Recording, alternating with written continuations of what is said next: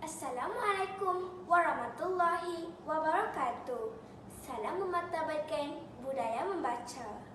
Harum sungguh bunga kemboja, bunga karangan cantik tersemat. Janganlah membaca kulit sahaja, telitilah kandungan sehingga tamat. Nama diberi Nordiana Izzati binti Muhammad Rashidin, seorang pelajar tahun 5 yang menuntut di Sekolah Kebahasaan Taman Tuanku Jaafar II, Seremban. Menurut Syekh Abdul Fattah, buku itu tidak dapat disuki rahsianya yang terpendam dalamnya, melainkan setelah habis dibaca kesemuanya. Menurut Abu Hamka pula, membaca buku merupakan makanan rohani. Ungkapan menarik tokoh-tokoh ini memberi semangat dan motivasi kepada saya untuk terus mengamalkan amalan membaca. Terdapat 3 jenis buku yang menjadi kegemaran saya.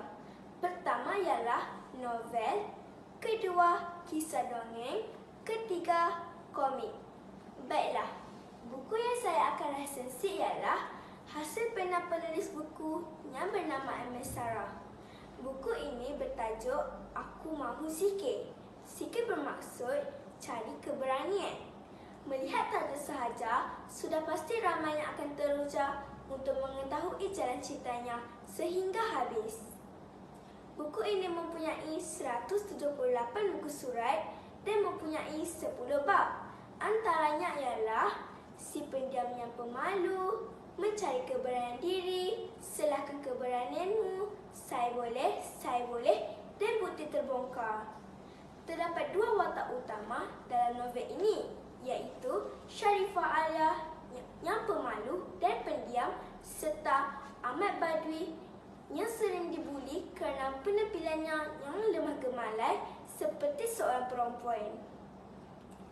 Nilai murni dalam buku ini boleh dibagi kepada 3 kategori. Pertama, kasih sayang. Kedua, keyakinan. Ketiga, berhemah tinggi. Terdapat banyak pengajaran yang boleh didapati daripada buku ini. Antaranya ialah, pertama, kita hendaklah menyayangi antara satu sama lain, seperti Sharifah Alia yang sangat disayangi oleh kakak kembarnya dengan mencari punca mengapa adiknya tidak mahu bercakap. Kedua, kita perlulah berusaha untuk memperbaiki diri supaya lebih berkeyakinan apabila bersama rakan-rakan atau di khalayak ramai. Ketiga, selain itu, kita seharusnya menggunakan bahasa yang berhemah, terutama ketika menasihati seseorang yang enggan atau suka menerima pendapat orang lain. Pada pendapat saya, buku ini sangat sesuai untuk dibaca sama ada di peringkat sekolah rendah maupun sekolah menengah kerana penggunaan ayatnya yang ringkas dan mudah difahami.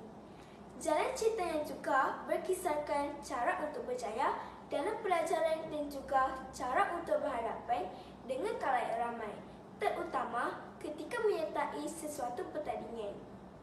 Dalam novel ini juga ada diterangkan tentang kategori fobia.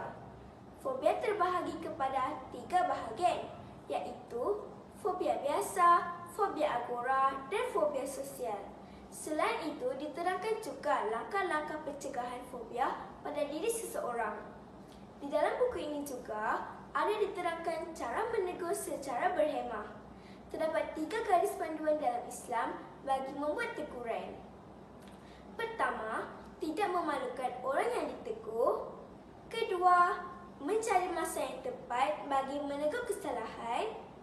Ketiga, memahami kedudukan orang yang ditegur.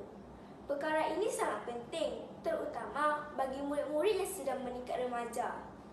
Cantik sungguh bunga matahari, ditanam pula di tanah gambut. Bacalah buku setiap hari, tak akan habis ilmu dituntut. Akhir nur kalam, nadi ilmu amalan membaca. Sekian, Assalamualaikum warahmatullahi wabarakatuh.